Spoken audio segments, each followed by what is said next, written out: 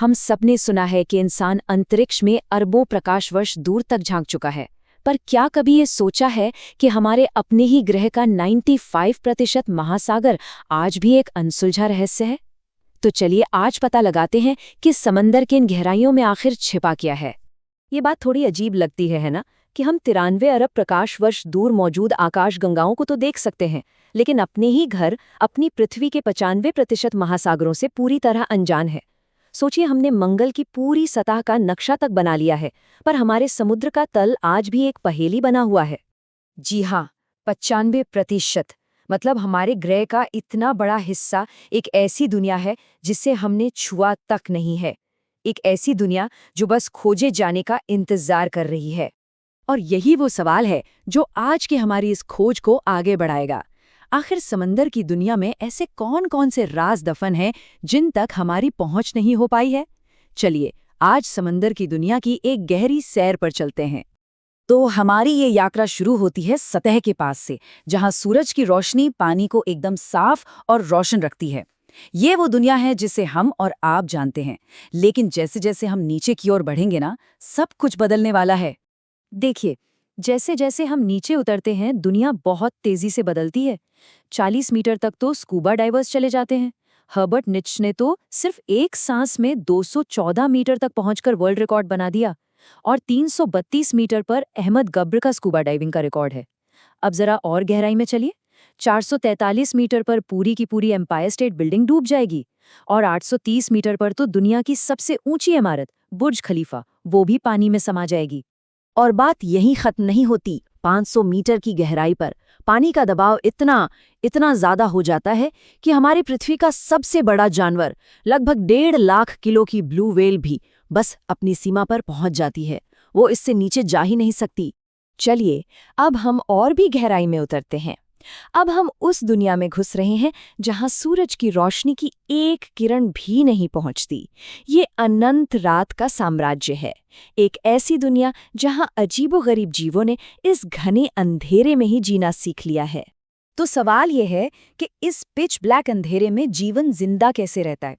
जवाब है बायोल्यूमिनेसेंस। यहाँ के जीव अपनी रोशनी खुद पैदा करते हैं। ये कुदरती टॉर्च की तरह है, जो शिकार को अपनी ओर खींचने, अपने साथियों से बात करने या फिर शिकारियों को डराने के काम आती है।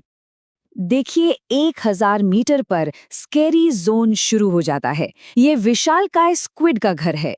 2000 मीटर नीचे हमें मिलती है ब्लैक ड्रैगन फिश। सच कहूं तो एक असली एलियन जैसा जीव, जो इस घने अंधेरे में भी सब कुछ साफ साफ देख सकती है। और 4000 मीटर पर हम अबिसल जोन में पहुंच जाते हैं, जहां एंगलर फिश अपनी कुदरती टॉर्च का इस्तेमाल करके शिकार करती है।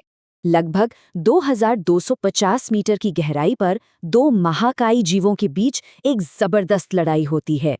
एक तरफ स्पर्म व्हेल, जिसका वजन 2 रोड रोलर के बराबर होता है, और दूसरी तरफ कोलोसल स्क्विड। ये दोनों एक दूसरे के जानी दुश्मन हैं। 14 मीटर लंबा स्क्विड अपनी डिनर प्लेट जितनी बड़ी आंखों और धारदार हुक वाले हाथों से लड़ता है।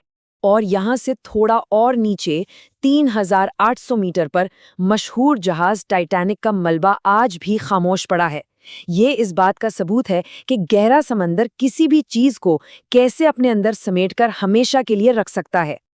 अब हम पहुंच रहे हैं महासागर के सबसे खतरनाक और सबसे कम खोजे गए हिस्से में, हैडल जोन। यहाँ का दबाव इतना है जिसकी हम कल्पना भी नहीं कर सकते। जरा सोचिए, इस गहराई पर पानी का दबाव सतह के मुकाबले 1100 गुना ज्यादा होता है। मतलब ऐसा समझिए कि किसी इंसान के ऊपर एक पूरा का पूरा जंबो जेट रख दिया गया हो। यहाँ दबाव इतना ही खतरनाक होता है। 1960 में जब जैक्स पिकार्ड ने इस गहराई तक पहुंचने का रिकॉर्ड बनाया, तो उनके साथ एक बहुत ही हैरान करने वाली घटना हुई। उन्होंने बताया कि एक बहुत बड़ा अनजान सा जीव उनकी पनडुब्बी का पीछा कर रहा था, और ठीक उसी वक्त जबरदस्त दबाव की वजह से पनडुब्बी की खिड़की में दरार आ गई। उन्हें फौरन सतह पर लौटना पड़ा। और रहस्य यहीं खत्म नहीं होते। एक बहुत मशहूर कहानी है कि जब एक अंडर वाटर रिसर्च व्हीकल को 11,000 मीटर नीचे भेजा गया, तो उसे किसी अनजान ताकत ने जकड़ लिया। जब वो व्हीकल वापस आया तो उस पर बहुत बड़े बड़े दांतों के निशान थे। कुछ लोगों का तो ये भी मानना है कि ये निशान प्रागैतिहासिक मेगालोडन शार्क से मिलते जुलते हैं, जो ये सवाल खड़ा करता है कि क्या कुछ प्राचीन जीव आज भी इन गहराइयों में छिपे हो सकते हैं। तो क्या समंदर की गहराई का मतलब सिर्फ अंधेरा, दबाव और अनजान जीव है? शायद नहीं। कहानी में अभी एक बहुत बड़ा मोड़ बाकी है। अब तक हमने जो कुछ भी देखा है उससे ऐसा सोचना तो बहुत आसान है, पर क्या हो अगर मैं कहूं कि समंदर के नीचे कुछ और भी है? असल में समुद्र का तन कोई अंत नहीं है। ये तो हमारी पृथ्वी की पपड़ी यानी क्रस्ट की शुरुआत है। ये वो चट्टानी परत है जिस पर हमारे सारे महाद्वीप भी टिके हुए हैं। और अब सुनिए एक ऐसी बात जो शायद हैरान कर देगी। समुद्र के नीचे भी नदियां बहती हैं। जी हाँ, बिल्कुल सही सुना। जैसे मेक्सिको में सेनोटे एंजेलिटा या फिर अटलांटिक महासागर में गल्फ स्ट्रीम, जो इतनी बड़ी है कि अगर पृथ्वी की सारी नदियों को मिला भी दे तो भी ये उनसे बड़ी है। दरअसल ये नदियां इसलिए बनती हैं क्योंकि अलग अलग तापमान और खारेपन वाले पानी की डेंसिटी अलग अलग होती है, जिससे वो आपस में मिलने के बजाय एक दूसरे के ऊपर या नीचे बहने लगते हैं। सोचिए, अब तक हमने समंदर का सिर्फ 5% हिस्सा ही देखा है। तो ये हमें एक बहुत ही जरूरी सवाल पर ले आता है कि उस विशाल, अनछुए 95% हिस्से में आखिर क्या छिपा है। वैज्ञानिकों का मानना है कि इस अनखोजी दुनिया में विचित्र नई प्रजातियां हो सकती हैं, जैसे कि जायंट ट्यूब वर्म। हो सकता है यहाँ ऐसे प्राकृतिक संसाधन हो जो हमारी पूरी अर्थव्यवस्था को बदल सकते हैं। और कौन जानता है, शायद खोई हुई प्राचीन सभ्यताओं के सबूत भी इन्हीं लहरों के नीचे दबे हों। तो ये सब हमें एक आखिरी सवाल के साथ छोड़ जाता है। अगर हमारी दुनिया के अनछुए कोनों में ऐसे चमत्कार मौजूद हैं जिनके बारे में हमने कभी सोचा भी नहीं था, तो जरा कल्पना कीजिए कि उन बाकी 95% में और कौन-कौन से रहस्य हमारा इंतजार कर रहे हैं। सच तो ये है कि खोज की ये यात्रा अभी तो बस शुरू हुई है।